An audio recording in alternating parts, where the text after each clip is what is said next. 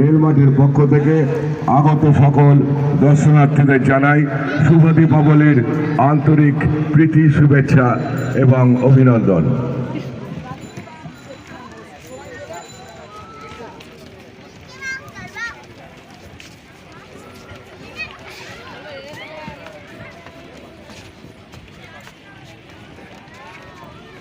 একটি ঘোষণা, যাদেরকে আমরা ভিআইপি কার্ড দিয়েছি তারা দয়া করে মূল প্রবেশপথ থেকে আসবেন না।